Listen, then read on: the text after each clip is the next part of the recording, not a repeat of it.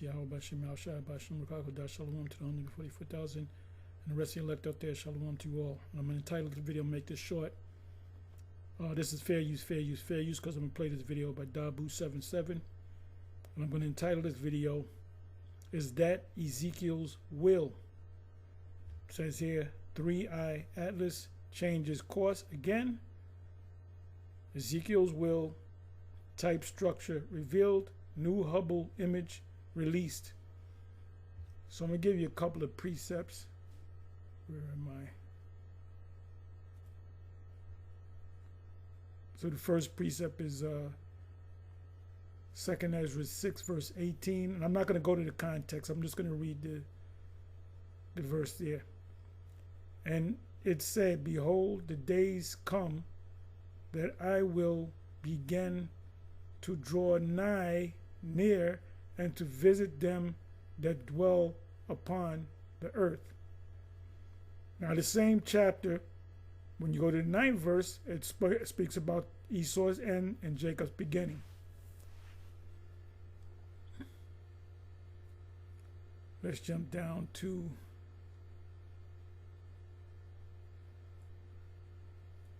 the 9th chapter of 2nd Ezra 9 verse 2. Then shalt thou understand that it is the very same time wherein the highest will begin to visit the world which he made. Yep, the highest is the Most High, which he gets the credit, that made the earth. Actually, it was Yahweh Shai and the angels that created the heavens and the earth. It's just like you are the developer, and you got a team of guys that build a house. You don't say they built the house. You say you built this house. But you give the order out. You give them the blueprint, and this is how the house is going to be built. And you guys build it. So the Most High gave the order to Yahweh Shai. That's in Hebrews chapter 1. When you go back to Hebrews chapter 1, St. John chapter 1 from the first verse, Hebrews chapter 1 from the first verse, Genesis chapter 1 from the first verse, the creation. Genesis 1, Hebrews 1, and what was the other one I said? John 1, they're all related. So let me go ahead and play this video. The Most High getting ready to take this man out. For real. So you guys that fell off, you guys that are lukewarm, you're going to get caught out there. So let me go ahead and let it play. Fair use, fair use, fair use. I slowed this down. Slow this down. All right. Listen up. Hey guys, what's going on? Dabu7 here with another Atlas update. And this time, we've got more confirmations on what this thing is looking like through stacked imagery. And we can see that the jet that it's kicking off toward the sun is something truly anomalous. It's different than anything we've ever seen with a comet, because normally the big tails are kicked out away from the sun. The solar wind carries all this debris away. This has to be a very powerful source, is what they're saying, to not only counter the solar wind and be pointed toward the sun, but to be going out for such a long distance. Now, many different scientists give many different thoughts on this, but this jet structure seems to be pushing this thing along, so to speak.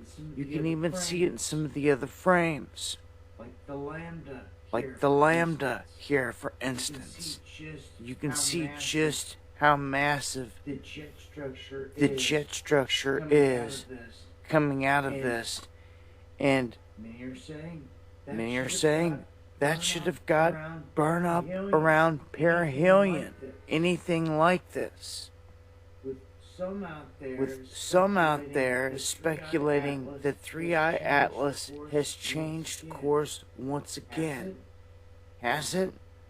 Well, NASA per se hasn't updated on their official websites, but not everyone goes off of NASA and trusts NASA.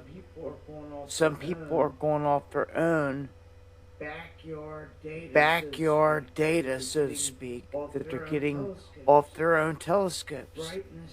The brightness, the inclination, all the other features that we're seeing from the astronomers that have nothing to hide. Okay, on the right, you're looking at some of the newest imagery from the Hubble, which does show an absolutely beautiful and amazing looking structure around this object. In the middle, you were looking at a stack of 20-minute composites that were thrown together that formed this Ezekiel's wheel type of characteristic that goes on here. We've caught this before. I've mentioned this before. Some of these things are now being picked up by several people in their matching. So when the composites are thrown together, it ends up kicking out this wheel-like structure. And we get it time and time again now. And we've seen from some of the other shots that there seems to be some kind of 4, 5, 6 pointed structure around this object without the compositry. So a wheel within a wheel within a wheel. You wonder why people are saying Ezekiel's wheel, because it definitely matches here very closely. But these are some of the latest anomalies here by this. Again, when people saying this thing changed course, when I went looking over at NASA, it doesn't look like any of their data has changed, but some of these backyard astronomers are going off data that they're keeping and they're tracking because they don't trust NASA.